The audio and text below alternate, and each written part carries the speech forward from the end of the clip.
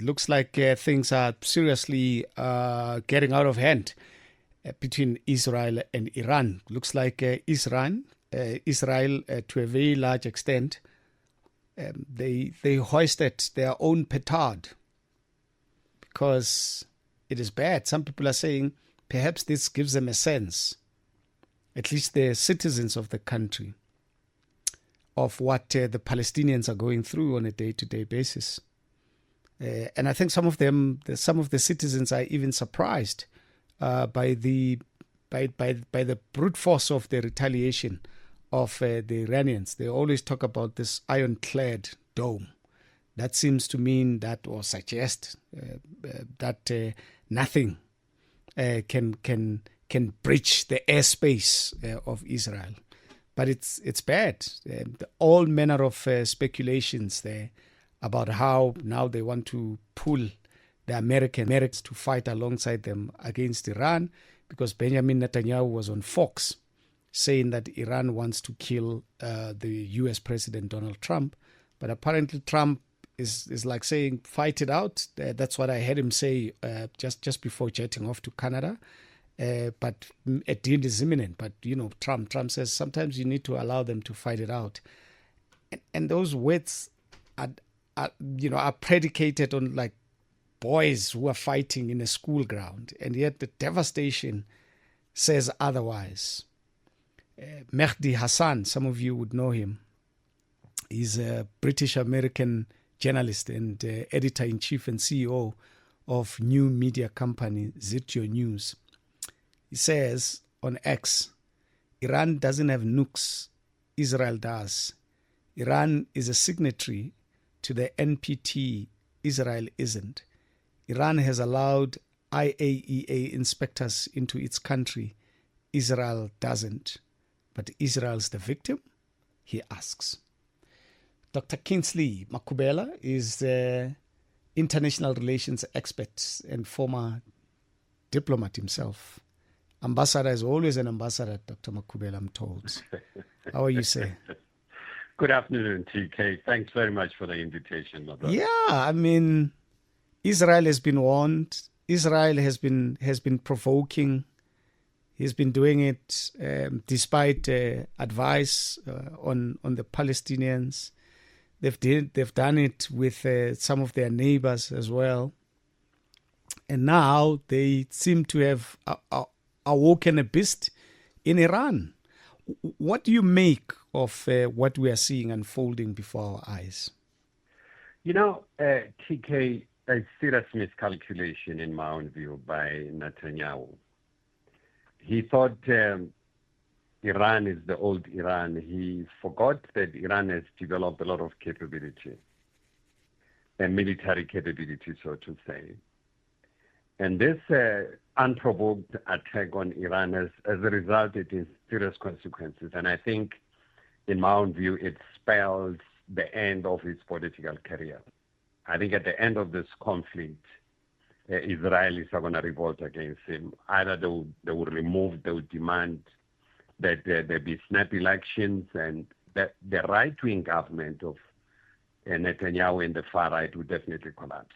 They are unlikely to tolerate that. So they've seen, as you are saying, unprecedented things that have happened to Tel Aviv and Haifa. So this bombing have awakened the Israelis, actually. And we're expecting more bombing this evening.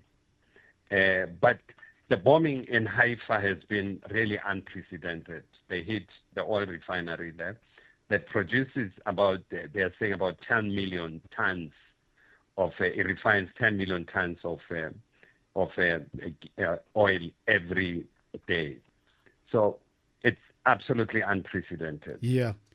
Where do you see this going? Because Trump claims that he was on the verge of getting a deal. There was supposed to be a meeting between the Iranians and the Americans yesterday, Sunday, according to CNN.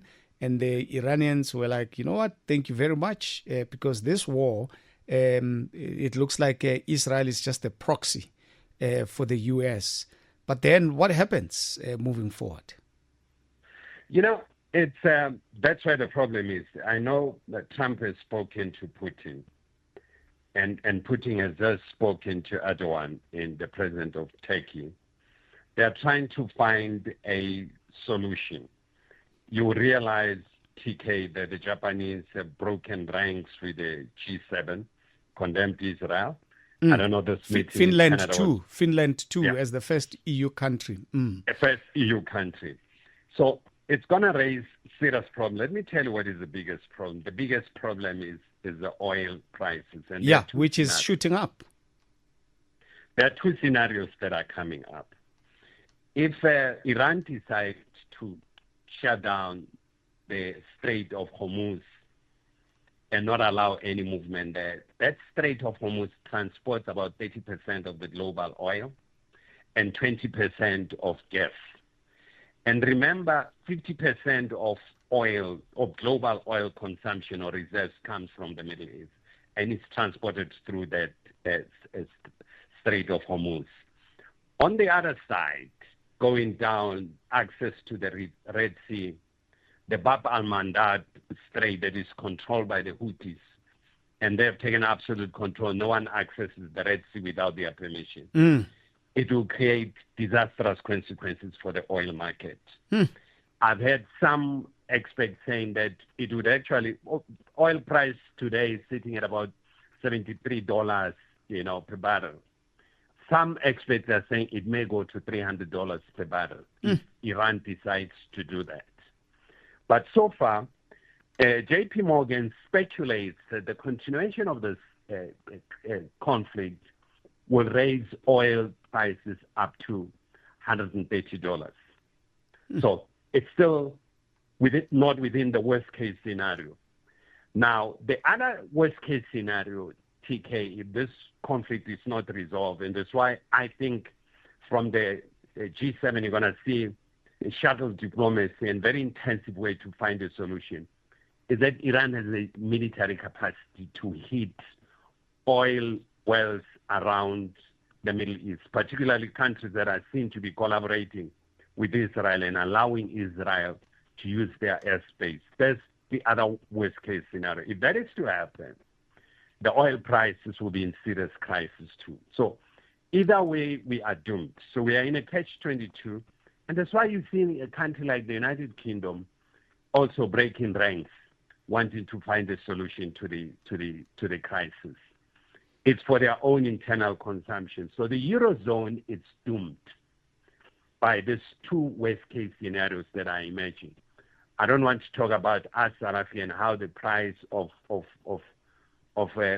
petrol would cost if we move from $73 to $300 per barrel. Can you imagine the impact it would have on some of our economy? So that is a fear. And that's why you would see, TK, on the agenda of the G7, there's a specific discussion on this matter. And all of us are crossing our fingers to say there will be a solution. And that's why you've seen that comments by Trump that he thinks there will be a deal between Iran and Israel. And maybe it's good sometimes for them to fight it out. You could see there's a fatigue towards this war. The Americans have no intention to get involved in the war because they are aware about the consequences. Remember also, TK, that there are big oil companies drilling in Texas and so on. They can't afford. If the oil price goes that high because they do deep drilling, it's not cost effective for them. So it will shut down a lot of economic potential. What continues to shock me, Doc, is how Israel continues to bombard Palestine. You would have thought that their priority now would be Iran and give the Palestinians a breather. But no, they're still pummeling Palestine, Gaza. They shot at children, 29, the soldiers. It's a soft target. Gaza remains a soft target. What is going on between Israel and Iran is a classical war situation, and Iran seems to have the upper hand. I mean, Iran has just downed what is confirmed so far, one F-35, but Iran says they've downed 3 of them. Now, it's unprecedented. Those are the fifth-generation jets. It has never happened. It's causing concern within the Pentagon that these jets are vulnerable to be shot down. Yeah. And they're still operating within the fifth generation. China has moved, and the Russian Federation, they've moved to the sixth generation of jets. So these are serious concerns that people want to bring this war to an end because they've exposed them. The Iron Dome, it's easily penetrated. I mean, absolutely. It's no match to hypersonic missiles. And that's the same system that the Americans are using for their self-protection. Yeah. So this is not good for them. Plus, Arab countries that were seen to be warming up to Israel are also saying, Saudi Arabia, so also saying, but, Israel was wrong here to a very large extent. And some people are even saying that is why other countries are looking the other way, letting those bombs through their airspace to penetrate Israel. I mean, the Iranians they hit the Weizmann Research Center, which is the nerve center. They've hit the Israeli military headquarters, which is the nerve center, with impunity, easily. And that's where the worry is. People are starting to see the power of Iran.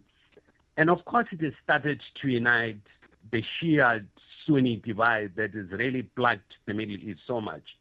And you're quite correct. That's why they're looking the other way around. But the capacity of the Iranians to take action and their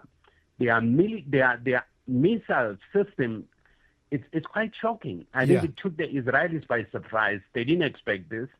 Even in the West, they didn't expect this. TK, if Israel argues on the question of existential threat, experts are telling us that Iran has reached 60% of uranium enrichment. Now, to move to weaponize that, they need to reach 90%. Yes. And the view is that reaching 90% is not just working within a few months or a few years. It will take long to do that. So that existential threat doesn't exist at the moment. Yeah. What seems to have angered the Israelis is the access that Iran has managed to penetrate the security establishment and come up with details of the Israelis' nuclear plans. And they were threatening to publish this information. Now, today, I'm seeing that there's an A-list that they've managed to penetrate Mossad intelligence thing, which has details about the pedophile and the activities of Mossad in the United States and the information that they have. And the Iranians seems to have that information. So these are things, in my own view, that really angered the Israelis, because the meeting was supposed to take place between the Israelis and between the Americans and the Iranians, which should have started yesterday. And the Israelis, they go and kill a nuclear scientist who's involved in these negotiations. And the Iranians were quite confident about the outcome of this meeting. And they went and killed the same people who were optimistic. And remember, TK, now, the government in Tehran, it's regarded as a bit moderate, not much more extreme than the previous one. Yeah. The government that is willing to make a deal with the United States. And that's why the United States started the negotiation at this moment. So, on the one hand, you've got an Israeli that has got the ear of the Americans, even though perhaps Trump may not be happy with the decision that Netanyahu took, but they still have the UK, among others, as countries that would blindly, lend them an ear. Who then has the ear for Iran, or who does Iran have that they can be persuaded? Is it Russia? Is it China? Who can convince if the moment of talking peace comes, in terms of finding a peaceful solution here? Who does Iran listen to or can be persuaded by?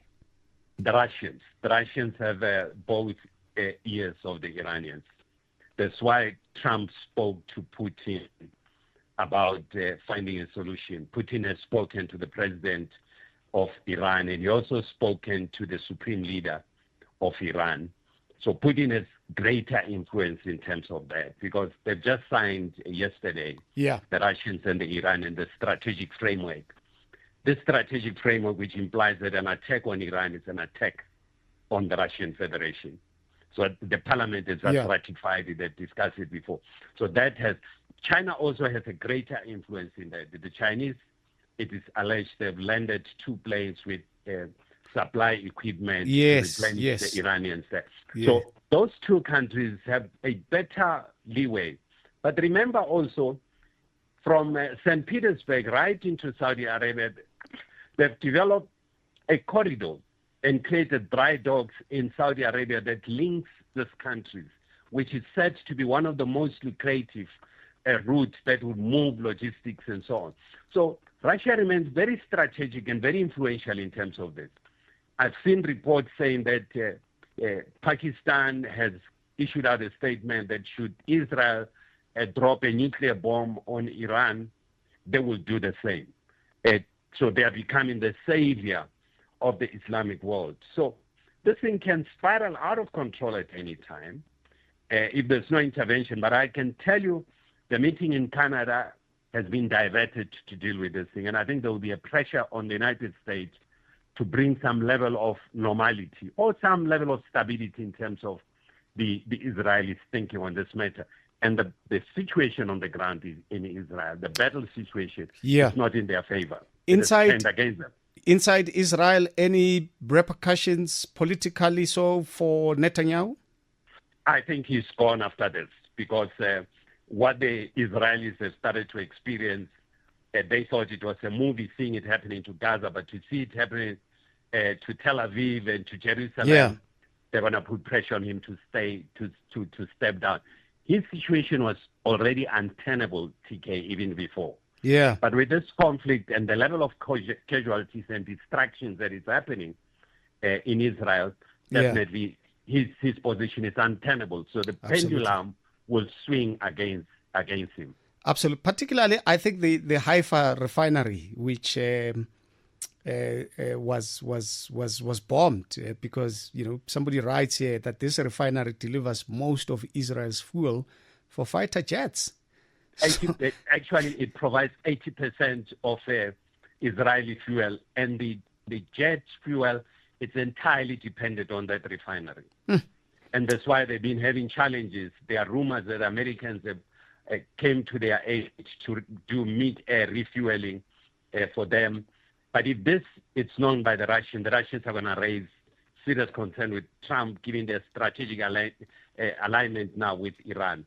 So we are likely to see intervention of big powers to put pressure for the situation, but mainly the battleground has changed. The pendulum has swung against Netanyahu. I don't think his position will remain stable moving forward.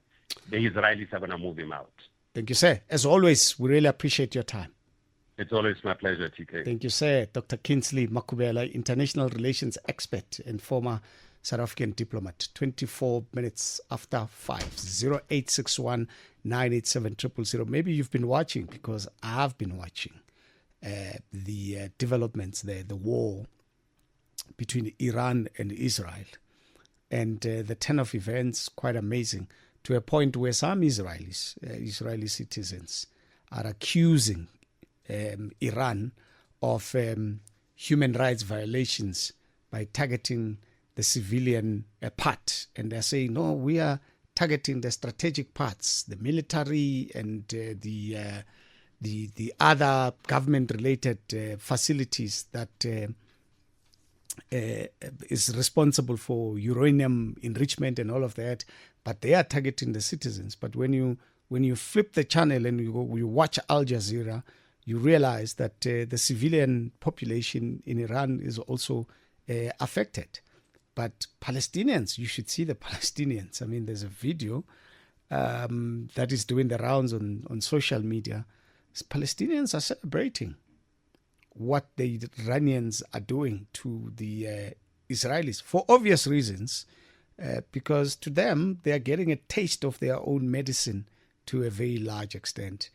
But yeah, we've always been told about this Iron Dome. We've always been told about this incredible technology and weaponry that the Israelis have, but it doesn't look like it's working for them.